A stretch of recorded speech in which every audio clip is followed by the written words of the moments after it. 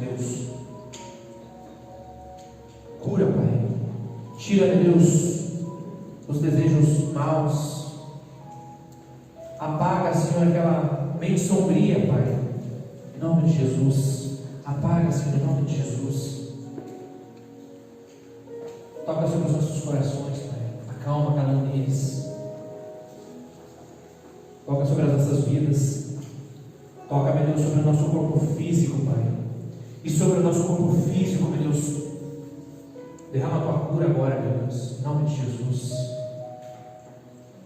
Tua cura sobre os nossos membros, Pai. Em nome de Jesus Cristo, Pai, que as dores desapareçam, Senhor. Que os sentimentos maus, Pai, desapareçam, meu Deus, em nome de Jesus. Abraça-nos, Pai, a cada um de nós, Senhor. Abraça-nos. E sopra o teu Espírito Santo dentro, meu Deus, de cada um de nós. Em nome de Yeshua, HaMashiach, em nome de Jesus Cristo, Pai. Oh, aleluia, Senhor. Tu és maravilhoso, meu Deus. Tu és poderoso. Tu és poderoso para curar, meu Deus. Tu és infinitamente poderoso, meu Deus. E como diz a tua palavra, Pai, porque os teus pensamentos não são iguais aos nossos pensamentos, nem os teus caminhos, meu Deus, são iguais aos nossos caminhos. Os teus pensamentos são mais altos, mais sublimes. Então nessa manhã, cura-nos, sara-nos, em nome de Jesus. Sara-nos, Pai, em nome de Jesus Cristo. É o que nós te pedimos, Senhor. Amém e amém. Glória a Deus, meus irmãos. Glória a Deus. Pode se sentar, meus queridos.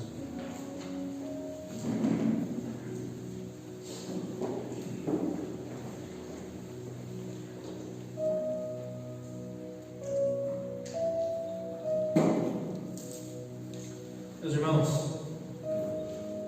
nós pedimos sempre a cura, milagre, e isso não é errado. A Bíblia não condena isso. Aliás, o próprio Yeshua, o próprio Jesus disse: batam, que a porta irá se abrir. Batam, busquem, chamem, clamem.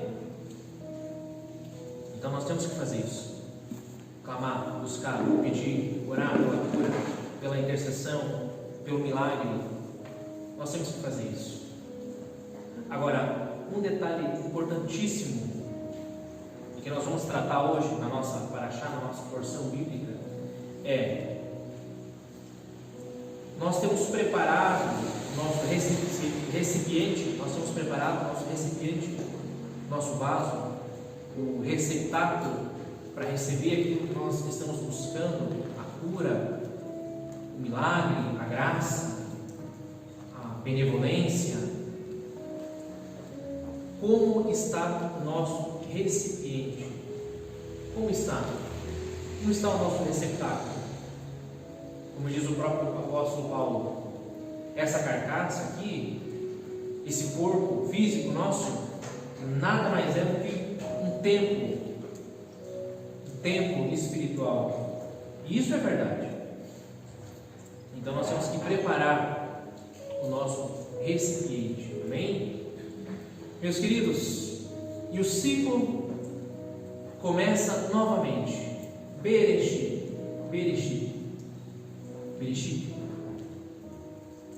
No princípio, ou, não vou entrar agora no mérito da questão, mas não seria necessariamente no princípio, e sim em um princípio.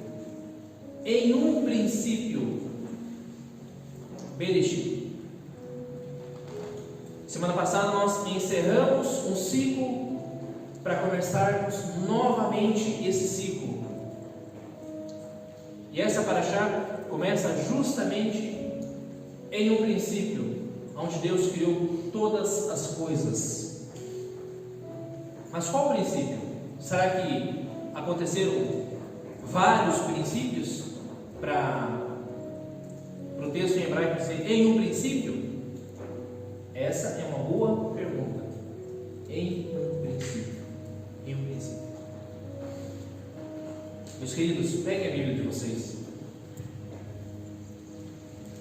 Gênesis capítulo 1.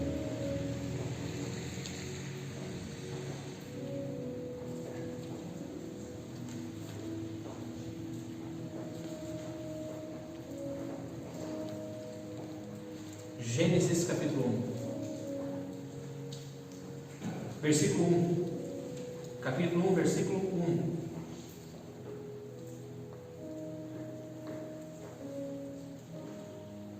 No princípio criou Deus, ou em um princípio criou Deus os céus e a terra. E a terra, porém, estava sem forma e vazia.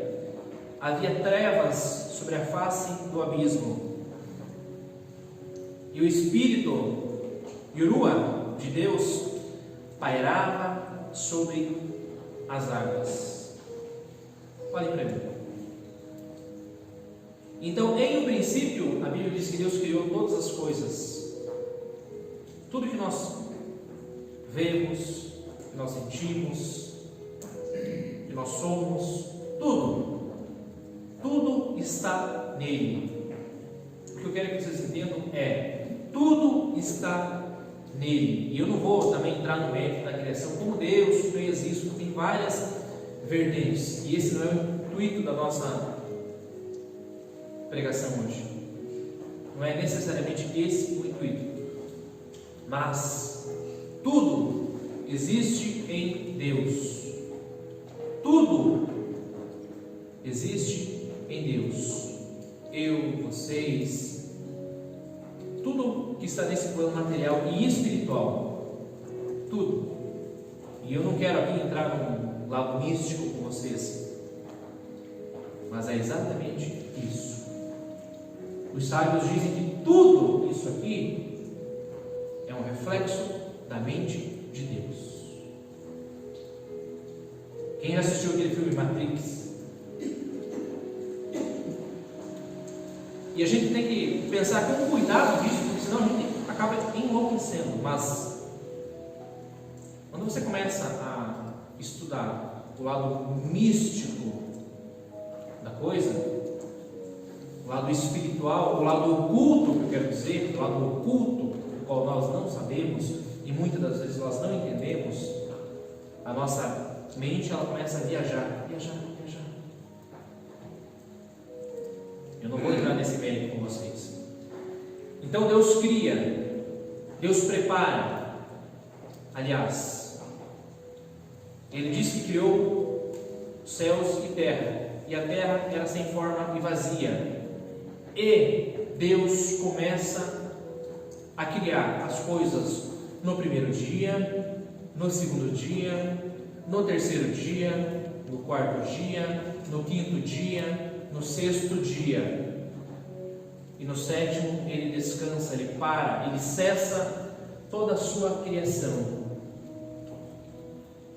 Mas por que eu estou falando isso para vocês?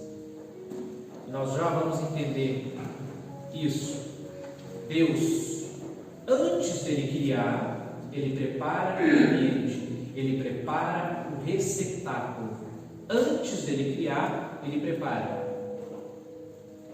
Vejam, primeiro dia, segundo dia, terceiro dia, quarto dia, quinto dia, sexto dia. Todos os dias Deus está justamente criando alguma coisa. A luz, o firmamento, as águas, os peixes, os animais terrestres, as plantações, o homem, lá no último dia. Mas antes dele criar, ele prepara o ambiente. Antes dele criar, ele prepara o seu ambiente. Traçando um paralelo com os nossos dias, antes de nós recebermos, nós temos que preparar o ambiente. Por isso que eu falei para vocês, preparar o recipiente, para receber aquilo que nós vamos pedir. Nós vamos orar, ok, vamos pedir um milagre, a intercessão, a cura, não sei mais o que, aquilo outro. Mas o nosso recipiente está preparado, meus queridos? Porque esse é o molde santo, esse é o molde de Deus. Ele primeiro prepara para depois ele criar. Ele prepara e depois ele cria. Atente para o que eu vou falar para vocês agora, para aquilo que eu vou ler. Atentem para isso. Vejam, no primeiro dia, Deus cria a luz e a escuridão para serem regidas, controladas pelo sol e pelas estrelas, criados no quarto dia. Vejam a simetria. Ele cria alguma coisa, ele prepara o ambiente no primeiro dia para aquilo que seria criado no quarto dia: o sol, a lua e as estrelas. Ou seja, Deus preparou o receptáculo para depois ele criar. Vou repetir para que vocês entendam. No primeiro dia Deus criou o quê? A luz e a escuridão, e fez separação, para que no quarto dia ele pudesse criar o sol, a lua e as estrelas. Vejam, ele prepara para depois ele criar. Ele prepara o cenário para depois ele criar. É como se fosse aquele arquiteto que desenha o prédio, desenha a planta do prédio, mas ele não cria. Quem vai vir pôr em prática vai ser o engenheiro, os pedreiros, mas ele não cria, ele não ergue, ele apenas desenha, ele rabisca. Amém? Esse é o nosso Deus. Ele prepara o ambiente para aquilo que ainda virá, para aquilo que será criado.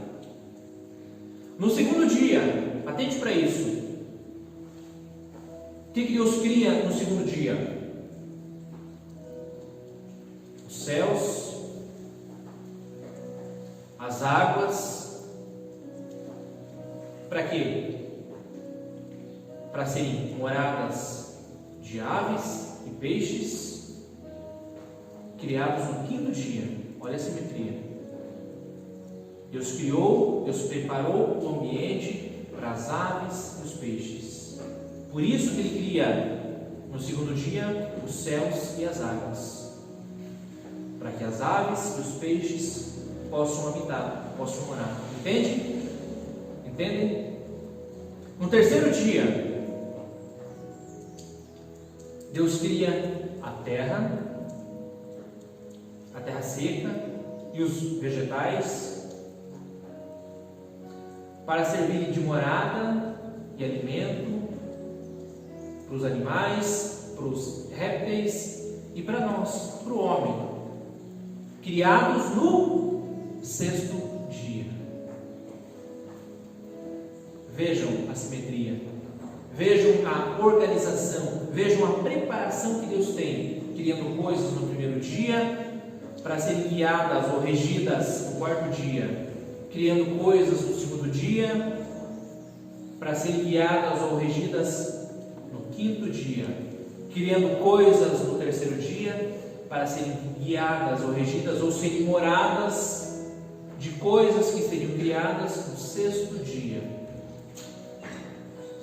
Deus cria o cenário, Deus cria o ambiente para as coisas que viriam depois. Para as coisas que viriam depois. Olha que interessante isso, essa visão.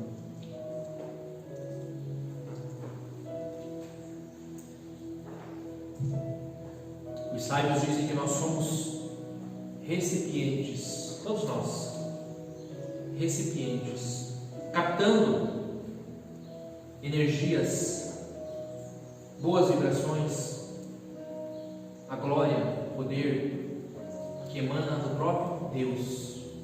Nós somos esse recipiente, nós somos isso. Nós somos esse receptáculo, esse templo, como diz o apóstolo Paulo. Nós somos esse receptáculo. Mas nós também podemos captar tanto energia positiva como energia negativa. Nós podemos captar isso. Ainda que nós não queiramos, nós vamos captar essas energias.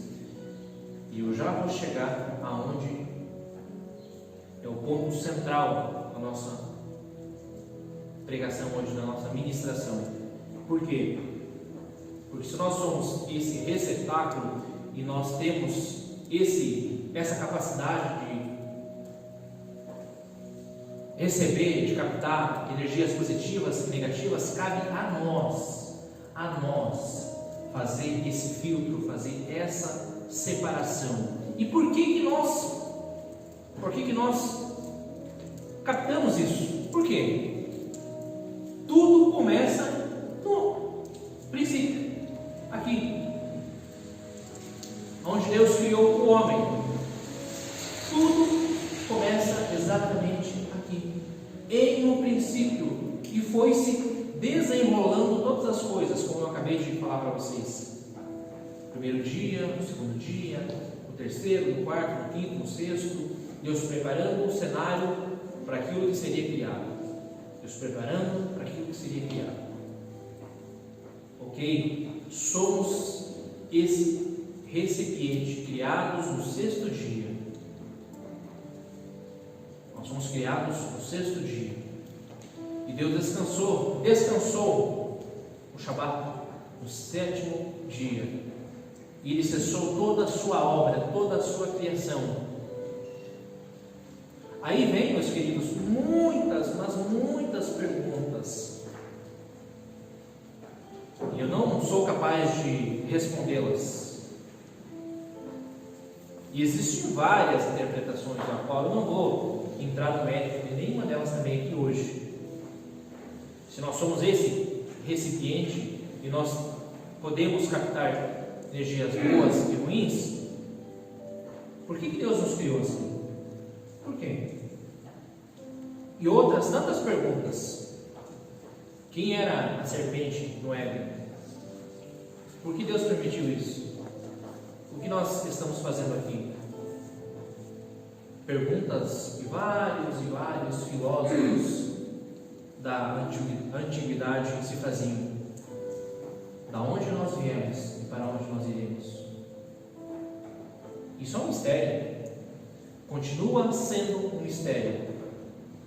Alguém vai dizer, e não é errado acreditar nisso, nós viemos do mais íntimo de Deus e voltaremos para Ele.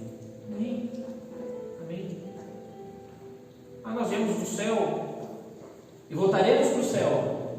Nós viemos do Deus que habita no mais alto dos céus e voltaremos para Ele. Amém? Há quem acredite que isso não faça o menor sentido. Há quem não acredita em nenhum Deus. Em nenhum Deus. Nós aqui, que estamos aqui, acreditamos nesse Deus poderoso, um único Deus, o qual nós somos parte dele, nós somos inseridos nele, nós habitamos, nós vivemos nele. Aliás, Ele, como eu tenho falado para vocês, habita dentro de nós. Ele não está necessariamente naquele céu.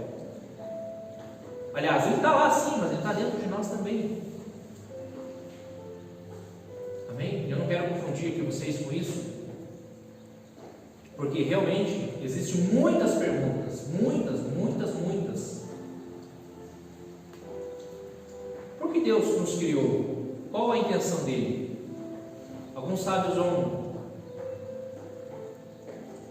falar sobre isso e vão, claro, isso é uma interpretação, não estou aqui atestando isso, não estou discordando nem concordando necessariamente, é apenas uma questão que precisa ser levantada. Mas alguns sábios dizem que quando Deus criou todas as coisas e colocou o homem no jardim, Ele criou justamente todos esses cenários para que o homem pudesse escolher. Para que o homem pudesse escolher um cenário. Ou comer da fruta do conhecimento do bem e do mal, ou não comer, ou negar que comeu. Deus criou todos os cenários. Há quem diga ainda que Deus, o Todo-Poderoso, o tudo, há quem diga ainda que, como Ele era muito poderoso, Ele decidiu criar todas essas coisas, e Ele mesmo se materializou em cada um de nós, para sentir aquilo que nós sentimos. Isso parece confuso, estranho, doido, maluco, mas também faz um sentido. Também faz um sentido. E nós seríamos partes desse Deus, centelha dele. Desse Deus que se materializou em cada um de nós. Isso parece não fazer sentido. Meus queridos, essa é a narrativa bíblica do começo da criação. Em um princípio Deus começou, esse Deus que nós cremos, começou a fazer todas as coisas. E é interessante mencionar que cada uma das culturas, cada um dos povos do mundo inteiro tem a sua narrativa para a criação. Nós cremos nessa narrativa, mas não tem só ela, não existe apenas ela. Os povos da Mesopotâmia, onde iniciou-se praticamente a vida, cada um daqueles povos tinha uma interpretação sobre a criação do mundo, algo que deuses brigaram e um deles acabou tendo uma ideia para fazer o ser humano. Essa é uma interpretação, e tem outras tantas interpretações. Amém? Eu não estou aqui falando que a deles é a correta, não estou falando isso, mas é uma interpretação. E quem garante para nós que a interpretação deles não é como eles enxergam, não é como Deus, o Todo-Poderoso, se manifesta na vida deles?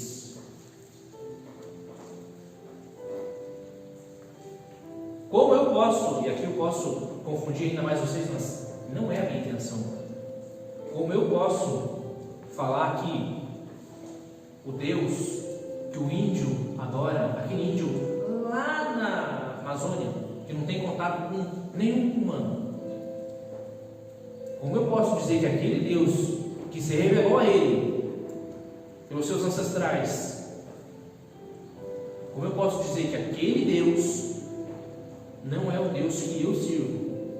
Como eu posso dizer isso? Eu não sei. A Bíblia diz que Deus ele tem muitas faces, e ele se revela de muitas formas, de muitas maneiras, muitas. Eu também não estou aqui falando que aquele Deus que ele serve é o Deus verdadeiro, é o Deus correto, mas eu também não posso dizer que não é. Então sempre fica uma pergunta, uma lacuna. Essa é a nossa interpretação, essa é a nossa realidade. Esse Deus, o Deus que está aqui nessas palavras, com título nessas palavras, é o Deus que nós cremos, que nós acreditamos, que nós vivemos, que nós morremos. Esse é o Deus, esse é o nosso Deus. Esse é o nosso Deus. Então, há uma grande pergunta que fica em tudo isso. Quem é Deus? Quem é? Quem é Deus? Vamos para o capítulo 3, versículo 1. E só aqui nós poderíamos ficar horas e horas e horas, e com várias alternativas, e essa não é a minha intenção, meus queridos.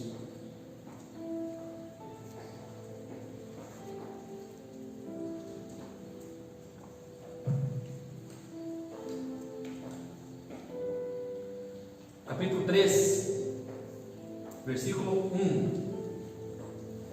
E depois que Deus criou todas as coisas e criou o homem, olhe para mim um pouquinho, apenas um minuto, marque aí. Os sábios dizem que o homem foi criado. É claro que isso também é uma interpretação, amém? Também é uma interpretação. Não quero que vocês digam, olha, o Rielson falou isso e bateu o martelo para isso. Não, é apenas uma interpretação de várias, de tantas outras. Eu posso ter a minha, vocês são livres para ter a interpretação de vocês, amém? E isso é saudável. Isso é saudável. Então, alguns sábios vão falar que quando Deus iria criar o homem, o barro, né, de barro, Ele juntou o pó à terra dos 4 cantos do mundo e formou esse boneco de barro. E sobre a face dele, sobre as narinas dele, Ele soprou o sopro de vida. E esse boneco passou a ser alma vivente. E nós nunca vamos entender isso. Por mais que eu tente explicar isso para vocês, nós nunca vamos entender da forma correta, da forma certa, da forma exata, como aconteceu, de que forma aconteceu, por que aconteceu isso.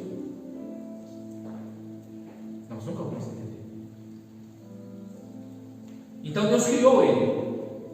Percebam que Deus não criou ele no Gan Eden, no Jardim do Éden. Deus criou ele fora. E depois colocou ele dentro, para quê? Para trabalhar, para arar a terra. Alguns sábios também dizem que Deus justamente não criou ele dentro do Éden para que o homem não se vangloriasse e para que o homem entendesse que Deus é o tudo na vida dele, que o homem depende único e exclusivamente de Deus. Por isso ele criou fora e colocou ele dentro do Jardim do Éden. E a história segue, vocês sabem. E o homem começou a dar nome aos animais e tudo isso, e conversava com Deus, face a face. E Deus viu que para o homem não era bom que ele ficasse só. E ele então fez ele adormecer. E a narrativa bíblica diz que Deus tocou de um lado dele e tirou uma costela. Essa também é uma interpretação. Será que foi a costela? Será que não foi? Mas a narrativa bíblica diz que Deus tirou de um lado dele, do lado do homem e da mulher. Por que isso? Vejam como as coisas são no início, no princípio. E tudo vai ter que, ou terá que voltar como é no princípio. O padrão, o molde de Deus. Por que Deus não tirou de baixo do homem, ou de cima do homem, mas do lado do homem? No início, no princípio, a mulher era exatamente igual ao homem, nem pior e nem melhor, mas igual, auxiliadora, cooperadora, ajudadora, igual, status igual. O homem não era melhor, não é melhor que a mulher, não era. A mulher também não era melhor do que o homem. Por isso que Deus tira do lado. E não de cima e nem de baixo, do lado. Alguns ainda vão dizer que o primeiro ser, e isso eu não consigo explicar para vocês como era, de que forma era, quando Deus cria o primeiro ser, entenda uma coisa, Deus cria para depois Ele dar forma. E Deus vestiu o homem com peles de animais. Isso é outra coisa que nós não entendemos, ou não vamos entender facilmente. Uns vão dizer que Deus matou, foi o primeiro sacrifício, matou um animal e vestiu ele com aquelas peles. Outros vão dizer que quando Deus vestiu o homem com peles, é exatamente essa pele nossa aqui, a carne. Mas que a primeira criatura, o primeiro ser que Deus criou, ele era como se fosse aquela visão que eu acho que me fugiu da memória agora, o profeta que viu aquele ser alado, Ezequiel, acho que é um homem com 4 seres. Então o primeiro ser que Deus criou era homem e mulher. É estranho pensar isso, talvez vocês nunca ouviram isso, mas faz sentido. Eu não estou falando aqui que é exatamente dessa forma. é uma forma de interpretar, é uma interpretação, mas que cabe ao texto bíblico também. Então, quando Deus cria pela primeira vez, Ele cria o quê? Homem e mulher. Pensem vocês, a minha face homem, e se eu virar a minha face mulher. Uma criatura, homem e mulher. E aí, com o pecado Deus separa. Esse vai ser o homem e esse vai ser a mulher. É interessante isso. Eu não estou falando que é e que aconteceu dessa forma, mas é interessante essa visão. Então, quando Deus cria, Ele cria os dois juntos, um ser alado, como aquela figura que Ezequiel viu. E aquele ser andava para a esquerda, para a direita, para cima, para baixo, e ele sempre via a face dele. É uma coisa que nós não conseguimos entender. É uma coisa mística, oculta. Talvez Deus quis que fosse assim para que nós nunca entendêssemos. Voltando ao nosso texto agora, Gênesis capítulo 3.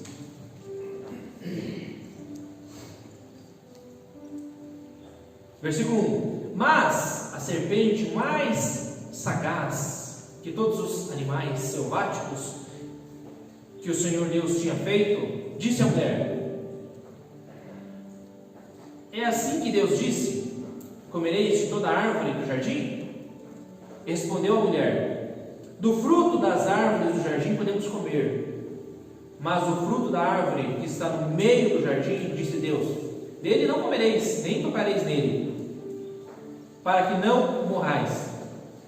Versículo 4: Então a serpente disse à mulher: É certo que não morrereis, porque Deus sabe que no dia em que dele comerdes, se vos abrirão os olhos, e como Deus sereis conhecedores do bem e do mal. Vendo a mulher que a árvore era boa para se comer, agradável aos olhos, e árvore desejável para dar entendimento, tomou-lhe do fruto e comeu. E deu também ao marido, e ele comeu. Abriram-se então os olhos de ambos, e percebendo que estavam nus, coseram folhas de figueira e fizeram cintas para si. Versículo 8: Quando ouviram a voz do Senhor Deus, que andava no jardim pela viração do dia, esconderam-se da presença do Senhor Deus, o homem e a mulher, por entre as árvores do jardim. E chamou o Senhor Deus ao homem e lhe perguntou: Onde estás? Ele respondeu: Ouvi a tua voz no jardim, e porque estava nu, tive medo e me escondi. Versículo 11: Perguntou-lhe Deus: Quem te fez saber que estavas nu? Comeste da árvore de que te ordenei que não comesses? Então disse o homem à mulher: Então disse o homem: A mulher que me deste por esposa, ela me deu da árvore e eu comi. Disse o Senhor Deus à mulher: Que é isso que fizeste? Respondeu a mulher: A serpente me enganou e eu comi. Olhem para mim. E o texto continua. Vejam, tentando jogar a culpa no outro. Não, isso foi a mulher. Não, isso foi a serpente. Não, mas foi Deus. Porque senão, atende para isso, pela lógica básica, se eu for por essa lógica, quem é o culpado? Deus. Porque Ele criou a serpente, Ele criou o homem, Ele criou o jardim, Ele pôs o homem dentro do jardim com a serpente. Pela lógica básica, a culpa é Deus. E tem, pasmem, tem essa interpretação, que Deus é o culpado. Tem também essa interpretação. O homem comeu porque a mulher deu. A mulher comeu porque a serpente falou. A serpente estava ali por quê? Porque Deus criou ela. Ela não tem vida em si mesma. Outra pergunta: por que Deus colocou a serpente ali? Deus sabia que o homem ia cair, meus queridos, e aqui nós ficaríamos anos e anos e anos e anos e anos nesse debate. Mas por que isso? Mas por que aquilo? Quem criou? Quem não criou? É aqui que começa o mal? Então, se é aqui Deus criou, a serpente estava ali. A serpente é maior do que Deus, para Deus não ter criado ela e posto ela ali, então ela é mais poderosa do que Deus, porque ela auto-criou-se. E nós não cremos nisso. Deus é o Todo-Poderoso. Deus é tudo. O mal e o bem reside nele. Ele criou. Eu entendo assim. Ele criou. E Ele dá o livre-arbítrio para que o homem possa decidir. E esse é o tema central da nossa reunião hoje. É o tema central. Por quê? Alguns dizem que isso é uma historinha, um faz de contas. Ah, mas isso aqui é apenas algo hipotético. Não é real. Uns dizem que é real. Uns dizem que aconteceu mesmo. E aí? E aí? Nós cremos que é real. Nós cremos que aconteceu. Então, vejam. Deus criou o homem, ponhou ele no jardim, tinha várias criaturas, criou uma companheira para ele, e uma dessas criaturas, a serpente, por assim dizer, enganou a mulher, enganou o homem, e os dois comeram. Aí que entra aquela questão. Os sábios dizem que antes de fazer isso, Deus preparou todos os cenários. Antes disso, os sábios dizem, e também isso é uma interpretação, que antes do homem comer, ele e a mulher comerem, ele não conhecia essa face maligna, essa face do mal. E isso faz muito sentido para nós, para os nossos dias. E vocês vão entender. Antes do homem comer, ele não tinha a mentalidade do mal, da sombra, do sombrio, da treva. E quando ele faz isso, atente para isso, quando ele toma essa atitude, os dois são culpados. Não é um mais culpado que o outro, os dois são, porque os dois quiseram. Nenhuma rejeitou, os dois. Quando eles tomam essa atitude de comer do fruto do conhecimento do bem e do mal, para serem iguais a Deus, ter todo o conhecimento, e Deus permitiu isso. Deus sabia que eles iam escolher isso. Quando eles fazem isso, o que alguns sábios dizem? Que há uma mistura, eles misturaram o bem com o mal. Eles misturaram, eles fizeram uma fusão do bem com o mal. Antes, eles tinham apenas uma natureza boa, eles não conheciam o mal. Quando eles fizeram isso, a atitude deles ultrapassou céus e terra. Eles misturaram o bem com o mal. E depois disso, não é que o homem nasce em pecado. E os sábios vão falar isso. Todo homem nasce com a intenção de fazer a coisa boa e a intenção de fazer a coisa má. É o homem sombrio que há dentro de nós e o homem bom que há dentro de nós. E a Bíblia inteira vai falar isso, inteira. Por que há dois caminhos, o bem e o mal? Por quê? Porque o homem mau que há dentro de nós, o sombrio, a treva, ele quer escolher o mal, porque ele conheceu o mal na criação. Aqui, depois disso, humanidade, geração após geração, pessoas após pessoas, nascem com essa tendência, com essa tentação dentro de nós mesmos. Isso faz sentido. E é uma briga. Paulo vai dizer o quê? Que é uma briga entre o bem e o mal, entre o homem bem e o homem mau. O homem bem quer fazer a coisa certa, quer guardar os mandamentos, quer cumprir a Torá, quer fazer isso, quer fazer com o outro, quer ser bom, quer ser justo, mas o homem mau, por muitas das vezes, não deixa. Por que às vezes nós não conseguimos? Nós queremos, nós tentamos, nós nos esforçamos, mas o sombrio, o mal fala mais alto dentro de nós, e é isso que nós temos que aprender a controlar. Deus nos dá as armas para isso. O Espírito Santo agindo dentro de nós, nos motivando, dando-nos forças. mas às vezes o sombrio acaba falando mais alto. Então, vejam, quando os sábios dizem, quando eles comem desse fruto, há uma fusão entre o bem e o mal. E agora Deus tem que tratar disso. Existem aí dois problemas. O primeiro, o que fazer com o mal agora? O segundo, o que fazer com o homem agora? O que fazer com o mal? O que fazer com o homem? Porque quando o homem faz isso, ele come disso, ele mistura a espiritualidade dele. Agora, no homem há uma espiritualidade corrompida.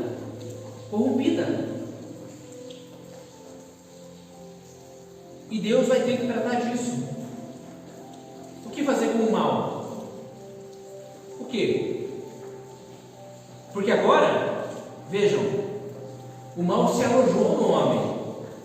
O mal é aquele hospedeiro, é aquele parasita que vida após vida, geração após geração vai se propagando. Esse é o mal. Está dentro de nós.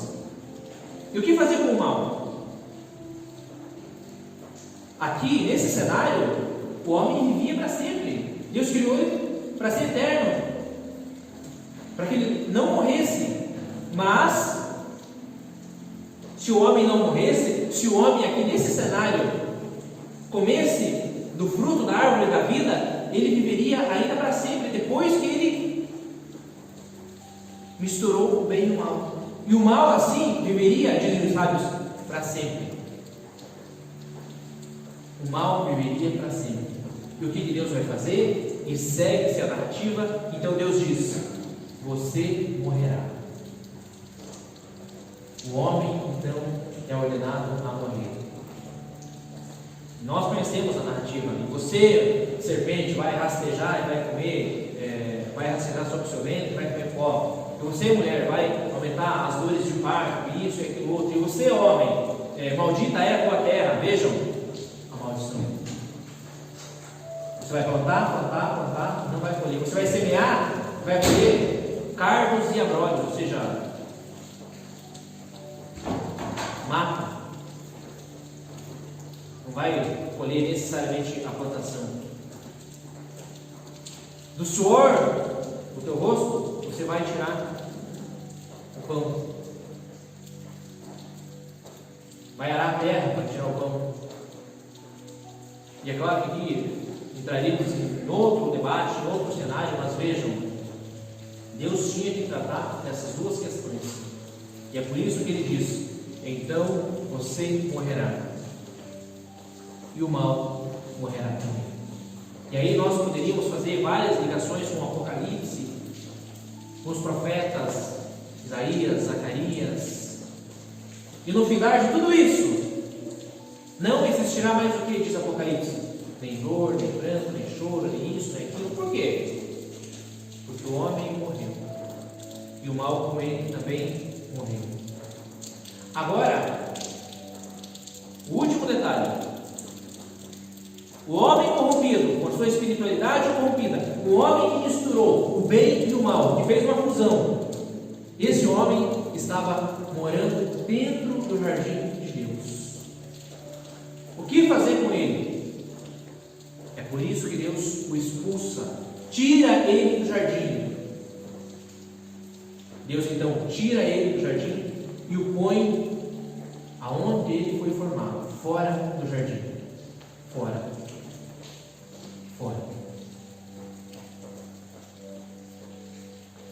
Alguns dizem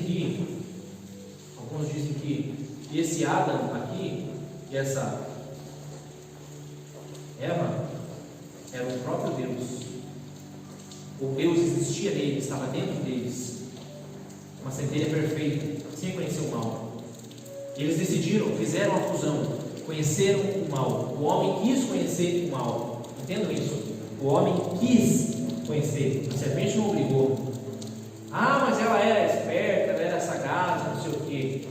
Ela não obrigou ninguém. O mal não obriga ninguém. O bem não obriga ninguém. E é por isso que isso tudo, na minha visão, é lindo, porque nós temos o livre-arbítrio para escolher entre um e o outro. E nós lemos e nós entendemos que se eu pegar esse caminho aqui, do mal, do sombrio, do tenebroso, a resposta final não é aquela que eu quero, que eu preciso, que eu necessito, que eu gosto, ou que eu vou gostar. Agora, se eu pegar o caminho diferente do bem, da bênção, aí sim. Então isso está explícito na Bíblia toda. O bem e o mal, dois caminhos, duas direções. E elas estão dentro de cada um de nós, dentro, plantadas em cada um de nós. E o que fazer com o homem, então? Para nós encerrarmos. Então Deus decide tirar esse homem do jardim, onde ele tinha tudo, e ponhou ele justamente na terra esta da qual ele foi criado. Por isso ele foi criado no jardim. E agora a missão do homem, ele tem uma missão. Ele tem que retornar para onde ele foi tirado. Por isso que tudo inicia-se no jardim. E na minha visão, voltará tudo para o jardim, para o Éden, para o grande Éden.